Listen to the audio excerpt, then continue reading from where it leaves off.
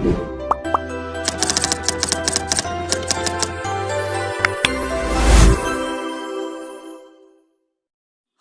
भी एक जमाना था, खुद ही स्कूल जाना पड़ता था क्योंकि साइकिल बस आदि से भेजने की रीत नहीं थी। स्कूल भेजने के बाद कुछ अच्छा बुरा होगा ऐसा हमारे माँ बाप कभी सोचते भी नहीं थे। उनको किसी बात का डर भी नहीं होता था। पास ना पास यही हमको मालूम था। परसेंटेज से हमारा कभी संबंध ही नहीं था। ट्यूशन लगाई है ऐसा बताने में भी शर्म आती थी क्योंकि हमको डपोर संघ समझा जा सकता था। किताबों में पीपल के पत्ते, विद्या माता के पत्ते, मोर पंख रखकर हम होशियार हो सकते हैं, ऐसी हमारी धारणाएं थी। कपड़े की थैली में, बस्तों में और बाद में एल्यूमिनियम की पेटी में किताबें कॉपियों को बेहतरीन तरीके से जमा कर रखने में हमें महारत हासिल थी।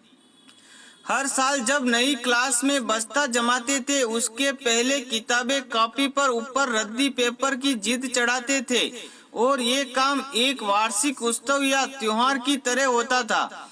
साल खत्म होने के बाद किताबें बेचना और अगले साल की पुरानी किताबें खरीदने में हमें किसी प्रकार की शर्म नहीं होती थी क्योंकि तब हर साल नई किताबें बदलती थी और ना ही पाठ्यक्रम। हमारे माता पिताजी को हमारी पढ़ाई का बोझ है ऐसा कभी लगा ही नहीं। किसी दोस्त के साइकिल के अगले डंडे पर और दूसरे दोस्त की पीछे कैरियर पर बिठाकर गली गली घूमना हमारी दिनचर्या थी। इस तरह हम ना जाने कितना घूमा होंगे।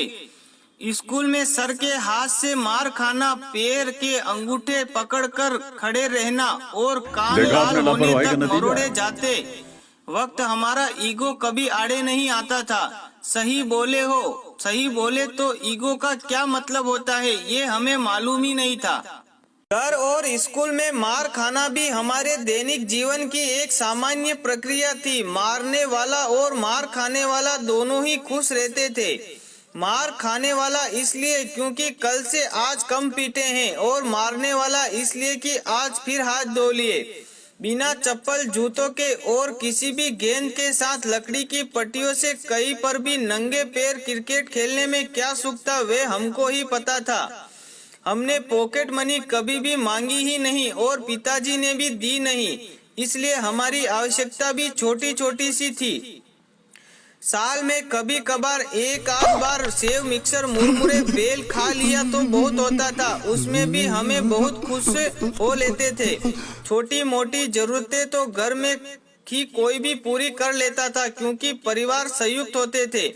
दिवाली में लौंगी पटाखे की लड़ को छूटा करके एक एक पटाखा फोड़ते रहने में हमको कभी अपमान नहीं लगा। हम हमारे माँ बाप को कभी बता ही नहीं पाए कि हम आपको कितना प्रेम करते हैं क्योंकि हमको आई लव यू कहना आता ही नहीं था। आज हम दुनिया के असंख्य धक्के और टोंट खाते हुए और संघर्ष करती हुई दुनिया का एक हिस्सा हैं। किसी को जो चाहिए था वह मिला और किसी को कुछ मिला कि नहीं क्या पता। स्कूल की डबल ट्रिपल सीट पर घूमने वाले हम और स्कूल के बाहर उस हाफ पैंट में रहकर गोली टोपी बेचने वाले की दुकान पर दोस्तों द्वारा खिलाए पिलाए जाने की कृपा हमें याद है। वे दोस्त कहाँ खो गए, वे बेर वाली कहाँ खो गई, वे चूरन बेचने वाली कहाँ खो गई पता नहीं।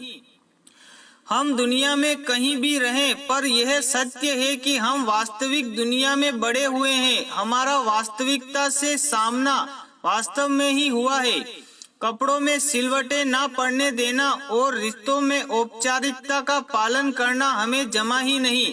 सुबह का खाना और रात का खाना, इसके सिवा टिफिन में क्या था हमें मालूम ही नहीं है। हम अपने नसीब को दोष नहीं देते। जो जी रहे हैं वे आनंद से जी रहे हैं और यही सोचते हैं और यही सोच हमें जीने में मदद कर रही है। जो जीवन हमने जिया उसकी वर्तमान से तुलना हो ही नहीं सकती। हम अच्छे थे या बुरे नहीं मालूम पर हमारा भी एक जमाना था। दोस्तों, कहानी अच्छी लगी हो तो कमेंट में जरूर बताएं और कहानी को ज्यादा से ज्यादा शेयर करें। फिर मिलेंगे एक छोटी सी प्रेरणादायक कहानी के साथ। जय हिंद, जय भारत, जय श्री राम, हर हर महादेव।